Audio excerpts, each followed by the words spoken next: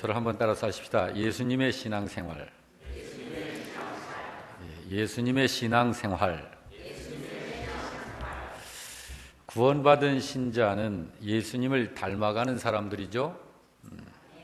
예수님을 닮아가는 삶, 그것을 신앙생활이라고 그래요. 또는 믿음생활, 그렇게 말합니다.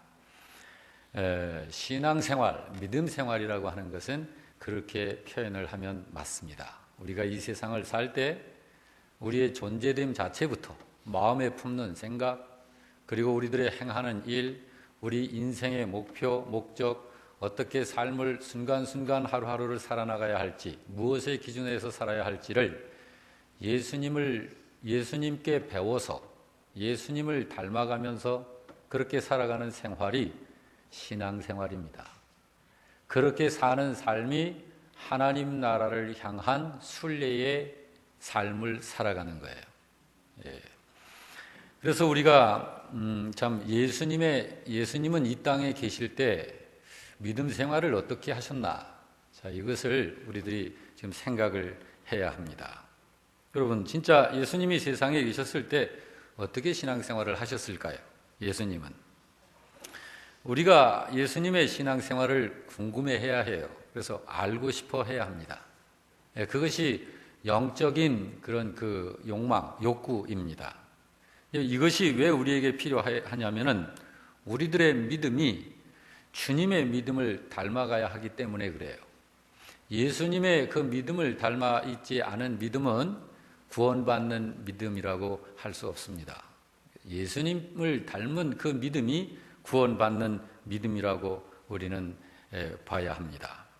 그리고 우리의 신앙생활이 바로 주님의 신앙생활을 닮아가야 하기 때문에 예수님의 신앙생활에 대해서 우리들이 궁금해해야 하고 알아야 합니다.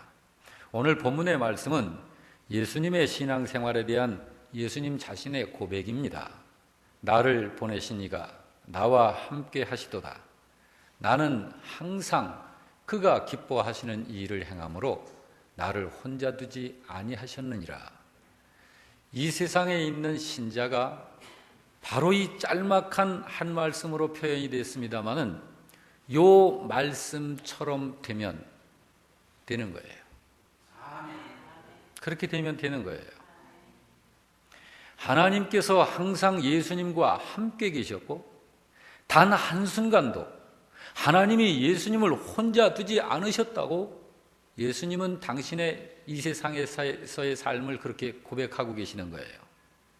그러면서 하나님이 항상 예수님과 함께 계시게 되었던 이유를 이야기를 하시기를 항상 하나님이 기뻐하시는 일을 행하였기 때문이다 라고 그렇게 예수님이 말씀하십니다. 여러분, 이 시간 예배하는 여러분 모두도 예수님처럼 하나님께서 여러분을 혼자 두지 아니하시고 언제나 함께 하시는 그런 성도가 되시기를 축원합니다. 내가 누구와 함께 있느냐 하는 것은 신자에게 있어서 가장 중요한 부분에 해당합니다. 복 있는 사람의 특징이 있어요.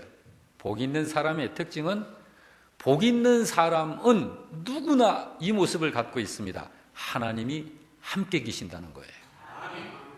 복 있는 사람의 특징입니다. 제가 성경에서 잠깐 이 부분을 좀 확인을 했는데요. 창세기 26장 3절에 보면 이삭이 그래요. 하나님께서 이삭에게 내가 너와 함께하고 있다. 이삭에게. 여호수아에게도 여호수아 1장 9절에 이렇게 말씀합니다. 여호수아야, 내가 너와 함께할 것이다. 절대로 너를 떠나지 아니하고 너를 홀로 두지 아니할 것이다. 그러니 너는 강하고 담대해라. 여러분, 창세기 31장 3절에 보면 야곱도 마찬가지예요. 하나님께서 야곱에게 말씀하시기를 내가 너와 함께하느니라. 사사기 6장 16절에서는요 기드온에게 똑같이 말씀하십니다. 출애굽기 3장 12절에서는 모세에게 똑같이 말씀하십니다. 역대상 17장 8절에서는 다윗에게 똑같이 말씀하셔요. 예레미야 1장 19절에서는 예레미야에게 똑같이 말씀하십니다. 열왕기상 11장 38절에서는 남유다 왕국의 여로보암에게도 똑같이 말씀하셔요. 하나님께서 함께 하시는 사람을 여러분, 이 시간 우리가 성경 속에서 찾아 나열을 하자면 아마 오늘 하루 종일 이야기해도 부족할 것 같아요. 복 있는 사람들의 특징이 하나님께서 함께 하신다는 거예요. 여러분, 그러므로 우리는 하나님이 함께 계시는 신자가 되어야 합니다. 하나님이 함께 계시면요, 하나님의 지혜가 부어져요. 하나님의 지혜가 우리들 속에 임하여서 내가 그 하나님의 지혜를 가지고 살게 된다니까요. 하나님이 함께 하시면은요, 하나님의 힘이 공급이 됩니다. 하나님의 능력, 하나님의 힘은 굉장히 신비해요. 그 신비하신 하나님의 능력이 나의 삶 속에서 함께 하는 거예요. 하나님이 함께 하시면 하나님의 생각이 우리들의 마음속에 같이 담겨 있습니다. 여러분, 하나님의 생각을 가지고 살게 돼요. 하나님이 함께 하시면은 하나님이 그 사람을 도와주셔요. 여러분, 하나님의 도움 없이는 사실 우리는 인생들은 살 수 없는 사람들입니다. 하나님이 어떤 사람들을 도우시냐면 하나님이 함께 하실 수 있는 사람, 하나님이 함께하고 있는 사람을 도와주시는 거예요. 하나님의 역사하심, 하나님이 함께 하셔서 역사하시는 이런 역사가 어떤 사람에게 함께합니까? 복 있는 사람, 하나님과 함께하는 사람에게. 그렇기 때문에 그런 사람들이 세상을 변화시켜내는 것입니다. 하나님께서 언제나 함께 하시기를 원하시죠? 그 비결이 있습니다. 마음에 원하는 그런 마음 가지고는 좀 부족하고요. 하나님께서 여러분과 나와 함께 하시려면 그 비결이 있어요. 우리도, 나도 예수님처럼 항상 하나님이 기뻐하시는 이 일을 행하는 것입니다. 그것이 비결이에요. 우리 교회 성도 여러분도 그러한 신자가 되시기를 축원합니다. 자, 그런데 하나님이 항상 기뻐하시는 일을, 하나님이 기뻐하시는 일을 항상 행한다. 예수님이 그걸 행하셨다고 고백을 하시는데 진짜 실제로 그 일이 구체적으로 뭐냐? 예수님은 어떤 일을 행하셨길래 항상 하나님이 기뻐하셨을까? 물론 우리가 하나님이 기뻐하시는 일이라고 하는 것이 딱히 이것이다 라고 이렇게 한두 마디로 말할 수는 없습니다. 그렇지만 하나님이 기뻐하시는 그 일이 어떤 일이었는지를 우리가 성경을 통해서 알 수 있어요. 구체적으로 알 수 있습니다. 실제적으로 알 수 있습니다. 하나님이 기뻐하시는 일 중에서 다양하게 많이 있습니다만은 이 본질적인 관점에서 볼 적에 하나님이 기뻐하시는 일의 전체적인 것을 하나로 모아놓고 보면 말할 수 있는 게 있어요. 그것이 전도입니다. 그게 전도예요. 전도는 하나님이 가장 기뻐하시는 일이에요. 성도가 이 세상에서 하나님을 기쁘시게 할 수 있는 모든 다양한 일들이 있는데 사실은 그것이 목적이 예수님을 증거하기 위한 목적, 주님을 위한 목적, 하나님의 이름을 위한 목적, 하나님의 나라를 위한 목적, 구원받지 못한 영혼들을 건져 구원시키고자 하는 목적, 그런 이유, 그러한 이유 때문에 행하면 모든 일들이 하나님께 기쁨이 되는 거예요. 여러분, 그런데 그런 모든 일들이 바로 그렇게 하나님께 목적이 정해질 적에 그것이 바로 영혼을 살려내는 전도로 귀결될 수 있다는 것입니다. 마가복음 1장 38절 39절의 말씀을 보게 되면 예수님께서 이렇게 말씀하셨어요. 우리 다 같이 한 목소리로 같이 합독합시다. 이르시되 우리가 가까운 마을들로 가자. 거기서도 전도하리니 내가 이를 위하여 왔노라 하시고 이에 온 갈릴리에 다니시며 그들의 여러 회당에서 전도하시고 또 귀신들을 내쫓으시더라라고 했습니다. 여러분, 예수님께서 맨 끝에 보면 귀신들 내쫓았다고 그러셨죠. 왜? 사람을 살려내시는 거예요. 그 사람에게, 그 사람을 장악하고 있는 귀신을 몰아내면 그 사람이 하나님과의 관계 회복이 이루어지는 것이에요. 영혼이 살아나는 거예요. 전도입니다. 전도의 한 방편이에요. 이르시되 우리가 다른 가까운 마을들로 가자. 거기서도 뭘 하리니? 전도하리니.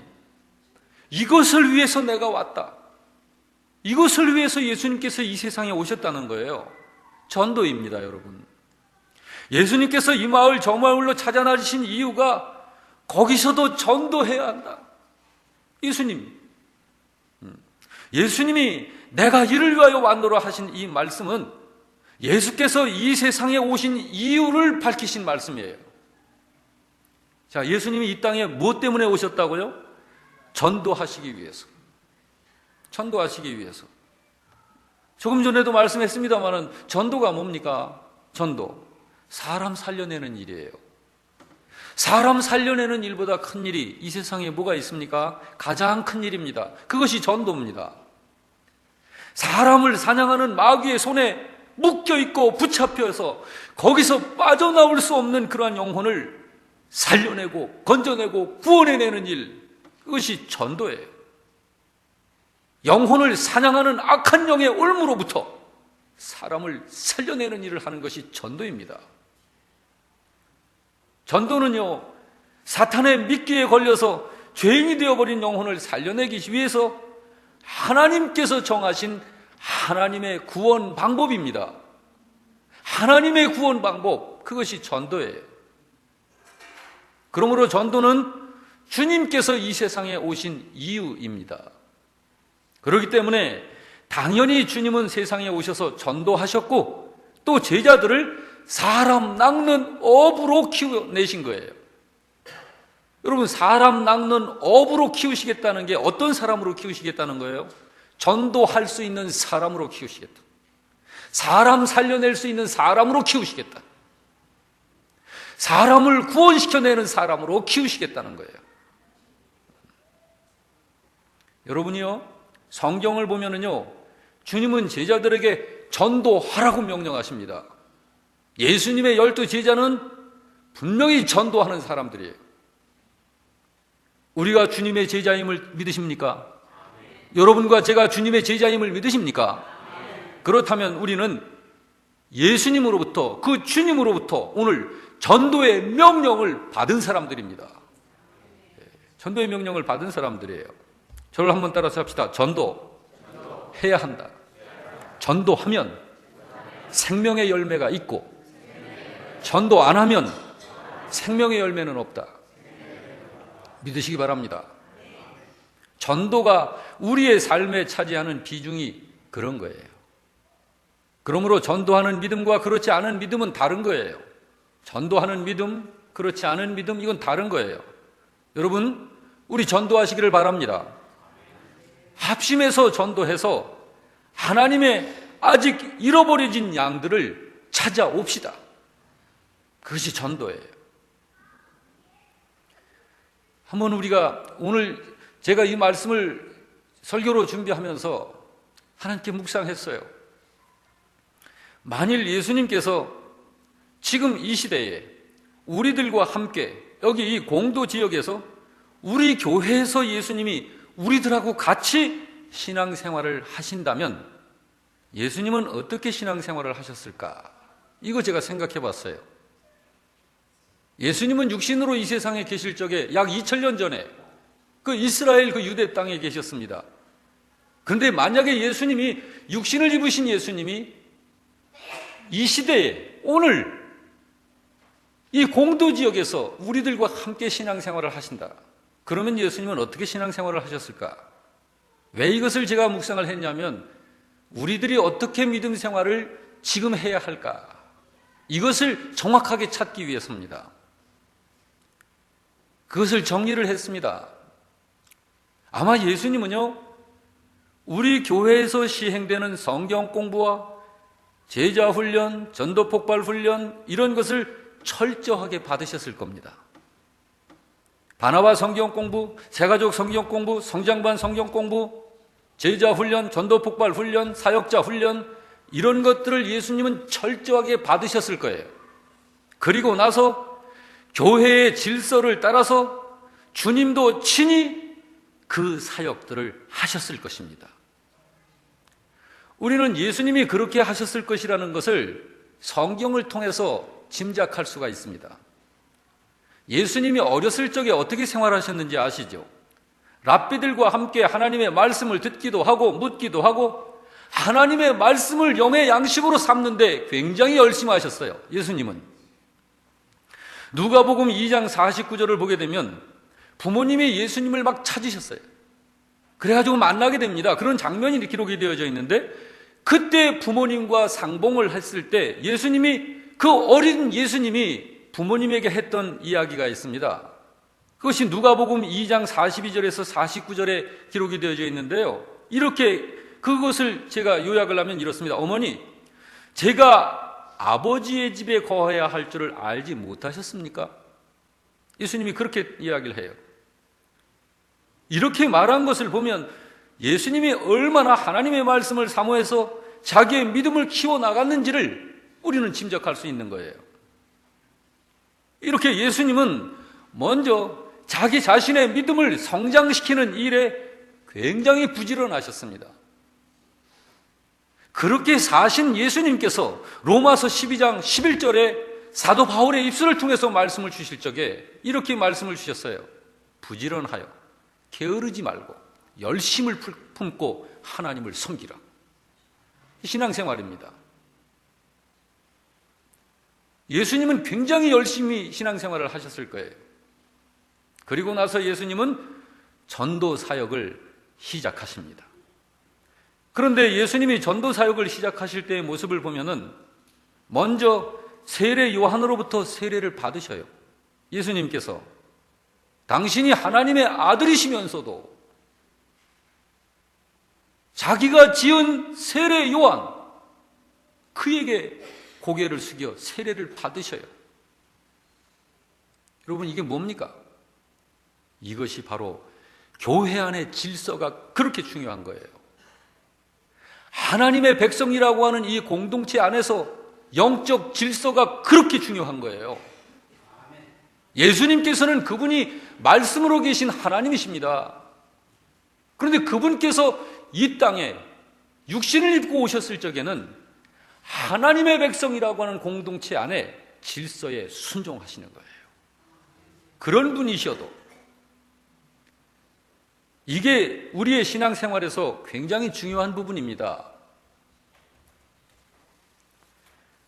예수님의 전도의 사역을 시작하시는 모습을 보면은 그 후에 이제 제자들을 부르십니다. 그리고 그들을 3년 반 동안 양육하시고 제자 훈련을 하시는데 심혈을 기울이십니다. 그렇게 해서 그 제자들을 주님이 하시는 그 일을 동역할 수 있는 사역자로 세우셔요. 주님이 하시는 그 일이 뭐라고 그랬죠? 두 글자, 전도. 전도하는 사역자로 세우신다, 제자들을. 주님은 그렇게 신앙생활을 하셨어요. 먼저 자신의 믿음을 성장시키는 일에 게으르지 않으셨어요. 그러면서 전도하셨습니다. 우리도 그래야 합니다. 그래서 여러분, 우리 영락교회에서 모든 교인들을 큐티 하도록 하는 거예요. 큐티. 각 사랑방에서 사랑방원들, 사랑방 인도자들을 큐티 안 하면 저한테 혼납니다. 사랑방 인도자 모임 때 큐티 안 하고 오시는 사랑방 인도자들이 계시면 저한테 혼나요. 왜냐하면 이 큐티가 왜 중요한지를, 그래서 그만큼 중요하기 때문에.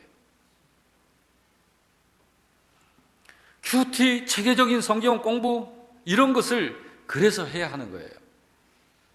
믿음 성장이라고 하는 것은 거저되지 않습니다. 오직 하나님의 말씀을 양식으로 하고 성령님의 역사를 통해서 믿음은 성장하는 거예요. 성령님의 역사가 언제 있게 됩니까? 말씀 붙잡고 기도할 적에 성령의 역사가 함께하는 거예요. 그래서 성령님의 역사로 하나님의 말씀을 깨달으면서 성장하는 거예요.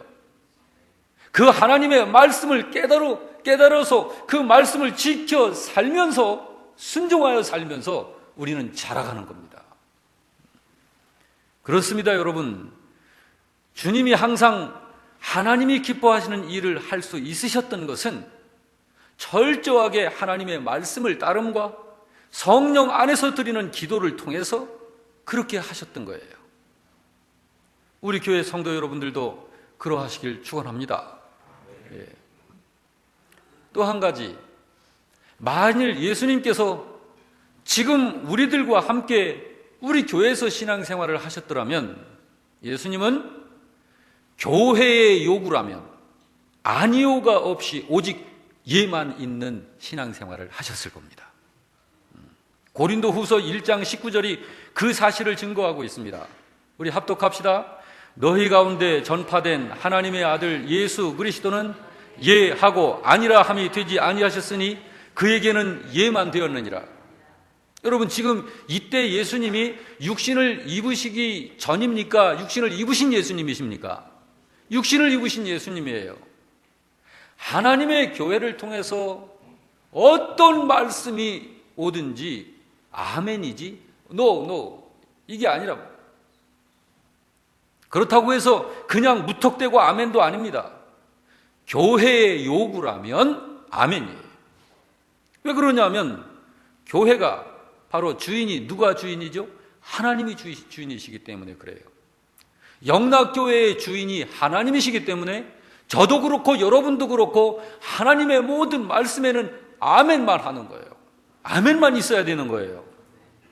그러므로 주님은 교회의 요구라면 조건 없이 순종하셨을 거예요. 우리 교회에서 신앙생활을 하셨다면. 여러분, 교회가 뭡니까? 교회는 하나님이 교회를 통해서 하나님의 뜻과 계획을 알리시는 곳이 교회예요. 이 시대에. 또한 하나님께서 하나님의 뜻과 계획을 교회를 통해서 성취하시는 거예요. 교회를 통해서 이루신다고요. 교회가 아니면 하나님은 하나님의 뜻을 거기서는 이루어 가시지 않습니다. 교회가 아닌 곳이 어디입니까? 하나님을 인정하지 않는 세상 밖이라고 할 수 있어요. 교회 바깥에. 거긴 교회가 아닙니다.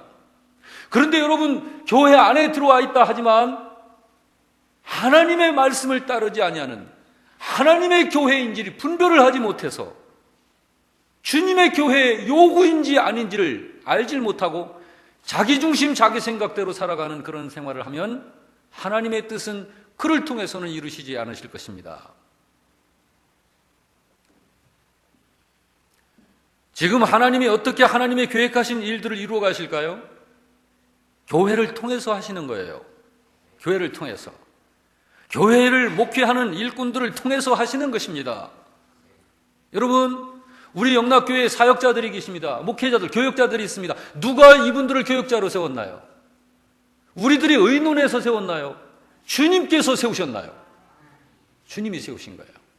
믿으시면 아멘 하시기 바랍니다.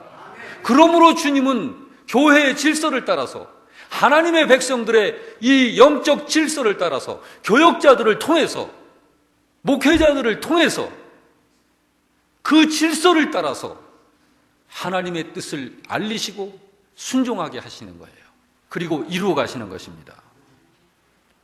그러므로 성경을 보면 마태복음 16장 18절에 이렇게 말씀하고 있습니다. 또 내가 네게 이르노니 너는 베드로라. 내가 이 반석 위에 내 교회를 세우겠다 하신 것이고, 요한복음 21장 보면 목회자들에게 이렇게 말씀하십니다. 내 어린 양을 먹이라. 내 양을 치라. 내 양을 먹이라. 반복해서 말씀하신 거예요. 자, 오늘 여러분, 오늘 이 자리에서 여기 주님이 말씀하실 적에 목회자가 누구인가요? 그리고 주님의 양으로 명시되어진 이분들은 누구일까요? 분명히 우리 안에서는 구분되어 있습니다. 우리 중에 누구는 양입니다. 주님의 양. 목회자의 그 목회의 질서를 따라서 양육받고 믿음을 키워가야 할, 관리받고 순종해야 할 분명히 양이 있고 목회자가 있는 거예요. 그 질서를 따라야 하는 것입니다. 교회가 그런 곳입니다. 그러므로 예수님은 교회의 요구라면 오직 순종만 하신 거예요. 할렐루야, 할렐루야. 하나 더 있습니다. 만일 예수님께서 지금 우리들과 함께 믿음 생활을 우리 교회에서 하신다면 분명히 예수님은 우리 교회에서도 유능한 전도인이 되셨을 것입니다. 왜 그러냐면은 마가복음 1장 38, 39절을 보게 되면 예수님의 모습이 기록되어 있지 않습니까? 우리가 이르시되 우리가 다른 가까운 마을들로 가자. 거기서도 전도하리니 내가 이를 위해서 왔노라 하시고 이에 온 갈릴리에 다니시면서 전도하시더라. 예수님은 실력 있는 전도인이셨습니다. 순종하는 전도인이셨습니다. 또한 제자들을 전도하는 제자로 키우시는 그런 전도인이셨습니다. 성경을 보면 예수님은 당신도 전도하시면서 제자들을 불러 그들을 전도인으로 짝지어 세상으로 파송도 하셨습니다. 내보내셨어요. 전도하라고 명령하셨습니다. 그래서 마태복음 6장 7절 이하를 보게 되면 12 제자를 부르사 둘씩 보내시며 더러운 귀신을 제어하는 권능을 주시고 제자들이 나가서 전파하더라 라고 기록되어져 있습니다. 그렇습니다. 이렇게 전도는 주님이 이 세상에 오신 목적입니다. 죄인을 살려내는 유일한 하나님의 방법, 그것이 전도입니다.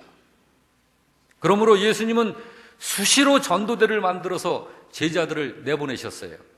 마태복음 11장 1절에도 예수께서 12 제자에게 명하시기를 마치시고 이에 그들의 여러 동네에서 전도하시려고 가시더라. 마가복음 1장 38절 좀 전에 읽었던 그 장면, 또 마가복음 3장 13절에서 15절 말씀을 보면 또 산에 오르사 자기의 원하는 자들을 부르시니 나온지라. 이에 12를 세우셨으니 이는 자기와 함께 있게 하시고 또 보내서 전도도 하게 하려 하심이라. 성경은 그렇게 기록하고 있습니다. 그렇습니다, 여러분. 이렇게 예수님은 제자들을 전문 전도인으로 훈련하셔서 세상으로 내보내셨어요. 그래서 제자들은 늘 전도자로서 세상을 산 거예요. 제자들의 평상시의 신앙생활하는 모습을 보게 되면 사도행전 5장 42절은 이렇게 기록되어져 있습니다. 합독합시다. 그들이 날마다 성전에 있든지 집에 있든지 예수는 그리스도라고 가르치기와 전도하기를 그치지 않더라. 날마다 매일 어디서든지. 바울 사도는 교회에게 뭘 가르쳤을까요? 바울 사도는 성도들에게 교육하기를 고린도 후서 1장 19절을 보게 되면 이렇게 말씀하고 있습니다. 우리 곧 나와 실로아노와 디모데로 말미암아 너희 가운데 전파된 하나님의 아들 예수 그리스도는 예하고 아니라 함이 되지 아니하셨으니 그에게는 예만 되었느니라고 예수님의 경우를 예를 들어서 이야기를 하시면서 18절에 이렇게 말씀합니다.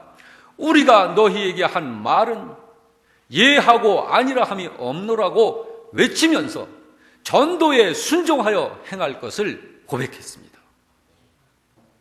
뿐만 아니라 당시 예수님의 제자들은 전도인으로서의 자부심을 갖고 살았어요. 전도인으로서의 자부심. 나는 전도하는 사람이다. 예수님을 전하는 사람이다. 나는 예수님의 증인이다. 이런 자부심. 사도행전 5장 40절 이하를 보면 그들이 사도들을 불러들여 채찍질하며 예수의 이름으로 말하는 것을 금하게 하고 놓았다. 41절에 사도들은 그 이름을 위하여 능욕받는 일에 합당한 자로 여기심을 기뻐하면서 공회 앞을 떠나가더라.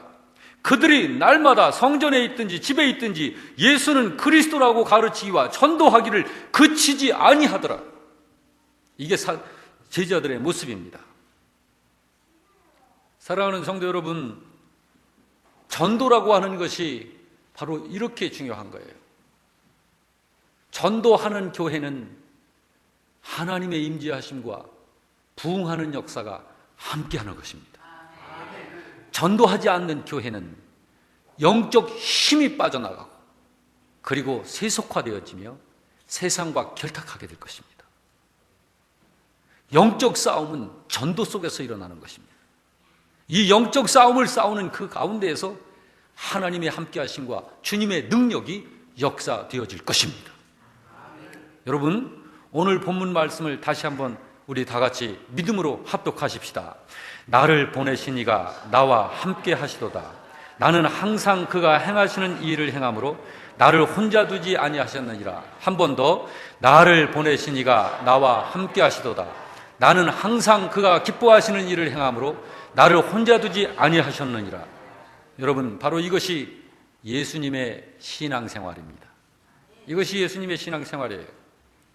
다시 한번 우리 점검을 해봅시다. 전도가 뭐라고요? 전도는 예수님께서 하나님으로 하여금 자신에게서 잠시도 떠나지 아니하시도록 하셨던 비밀이에요. 사도 바울은 전도하는 신자들을 이렇게 응원했습니다. 로마서 10장 15절에 기록된 바 아름답도다 좋은 소식을 전하는 자들의 발이. 오늘 여러분과 제가 이제 식사하고 함께 전도 나갈 것입니다. 여러분 부담감을 가지시길 바랍니다. 나가보면 영적 기쁨이 여러분 속에 생기는 것을 체험할 것입니다. 그러나 나가기 전에는 좀 안 나갔으면 하는 여러분의 육신적인 생각이 여러분을 지배할 것입니다. 그러나 그것을 이길 수 있기를 바랍니다. 우리 함께 합심해서 나가십시다. 주님 증거하러 나갑시다. 전도하러 나갑시다.